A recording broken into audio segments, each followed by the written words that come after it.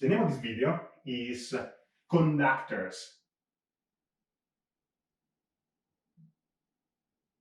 In fact, in this video, we will briefly review a few of the important features of conductors in equilibrium conditions.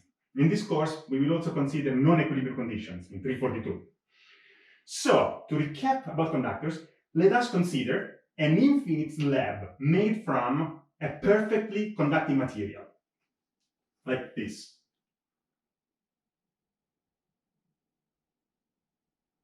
This is the left wall of the infinite slab, and this is the right wall of the infinite slab. So the material is within these two walls. The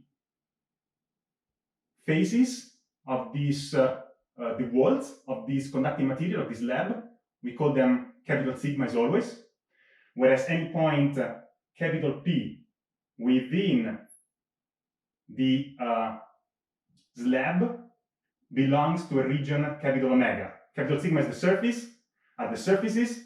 Capital omega is whatever is inside this object. So as I just said, this object is made of a perfect conductor.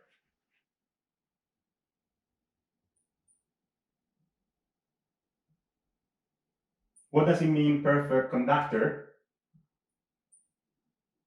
It means the resistivity eta associated with it is exactly equal to 0.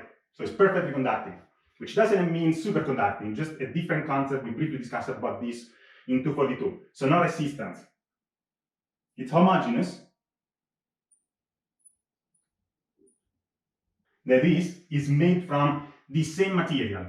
A good approximation, for example, could be gold or copper. They are very good conductors. They are not perfect, but they are very good. And if you make it from the same material, then it's homogeneous. We keep it at a certain temperature, a thermodynamic temperature, capital T.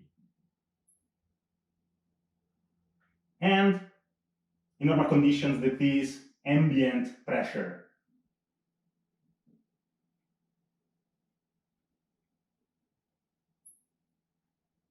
And we make sure that there is vacuum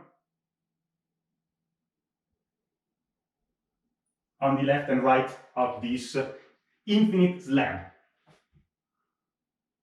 So we know that this slab inside, this conducting material, is made from ions which are fixed in a lattice. So these would be our ions.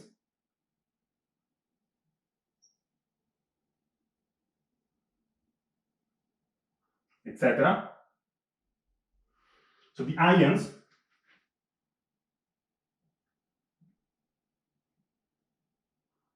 are made from, originally, when I take all the atoms which make, an Avogadro number of atoms which make this semi-infinite slab of conducting materials, the ions are made from the protons plus the core electrons, C242, whereas the negative particles, which are electrons,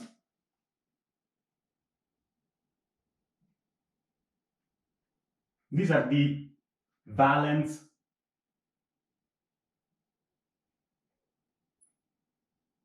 electrons. Okay. What is important here to remember is that the electrons constitute what we call the charge-free carriers. That is, they are free to move macroscopically. They can move macroscopically.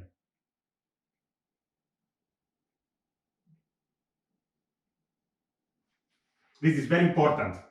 We will see that in dielectric materials, and these materials will be studied in 342, this is not the case. We do not have, in general, charge-free carriers that can move macroscopically. In dielectric materials, these particles can only move microscopically, so small displacements around their center of mass, whereas here, the electrons, which are all over like a gas within these positive ions, they can move macroscopically. They can interact with each other, they can interact with the positive ions, and they can interact with the walls, which keep them from being expelled outside the dielectric material. Sorry, the conducting material in this case. So suppose now that we establish by means of a set of external charges somewhere in space a uniform, for simplicity, external electrostatic field with these field lines. This is E vector X for external. And we assume that this uniform, in this case, is normal to the walls of this infinite slab.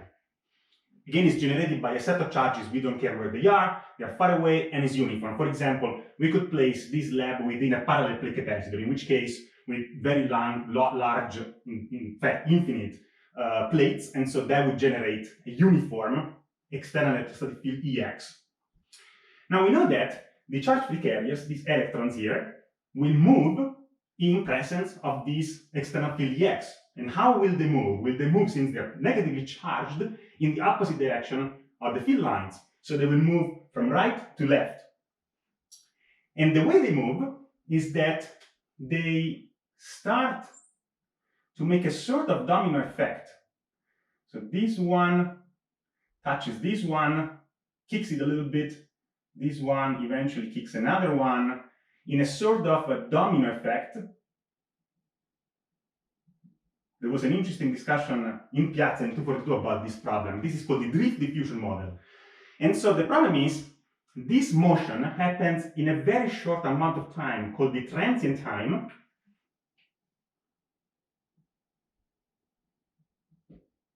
which is on the order of femtoseconds. And somebody asked, okay, but this, if I have a very small conductor, I could go faster. This means that these particles are moving perhaps faster than the velocity of light. Of course not. The problem is that, or if I have a very large conductor, in fact, if I have a very large conductor and they go within femtoseconds, they start to move until reaching an equilibrium condition. The problem is that they don't move necessarily from this wall. It's not that one electron moves from this wall all the way to the left wall. Instead, it interacts with the next electron next to it, and so on and so forth, establishing effectively a current, which lasts for a very short amount of time in this domino effect.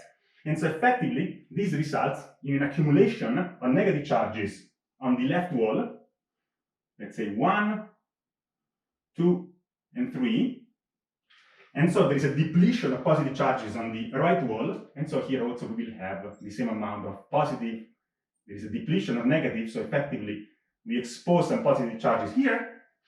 Now, this phenomenon, this transition, this domino effect happens in a very short amount of time, after which I start to establish another field here in this direction between the positive and negative charges on the walls of this conductor. And this ER field is called the reaction field because it reacts to EX, okay? It reacts to EX, and after this transient, in presence of conducting materials, we always reach what is called the macroscopic electrostatic equilibrium condition, or MEE in brief, macroscopic electrostatic equilibrium condition. We've seen this in 242 extensively. This is also possible because we know that this electrostatic field EX is a conservative field, and so we have collisions which are non-conserving energy, and therefore eventually there is always an equilibrium condition that is reached. Okay? So it's always, in conducting material, it's always possible to reach a macroscopic electrostatic equilibrium condition, and under this condition, the equation that rules this condition, obviously, is that EX, when reaching equilibrium, plus ER is equal to vector 0. So this is the macroscopic electrostatic condition. equation. A consequence of this equation is that for any point capital P within omega, it follows that since the total electric field E is equal to 0, from Gauss's theorem,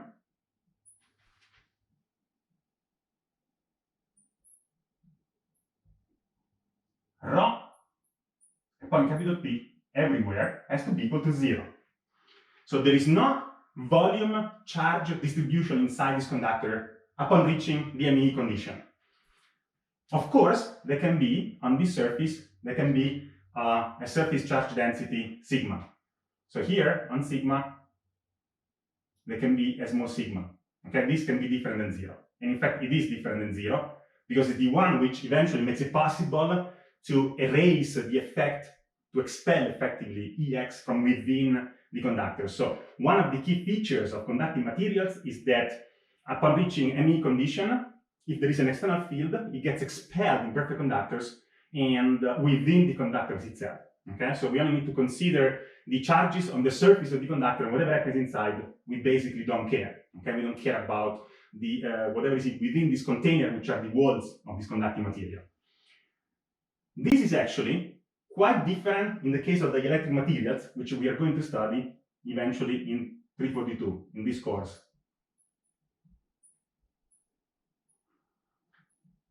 As I already mentioned briefly a few times, the electric materials are comprised of molecules of positive and negative charges, which are connected by a sort of a spring. So these molecules can only move microscopically, not macroscopically, with respect to their center of mass and charge. And so very little amounts, not macroscopic motion.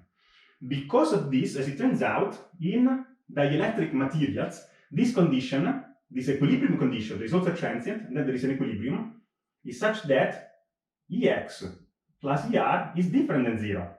So it's the very same concept, but the result is different than 0. And in particular, the reaction field, if this is my Ex field,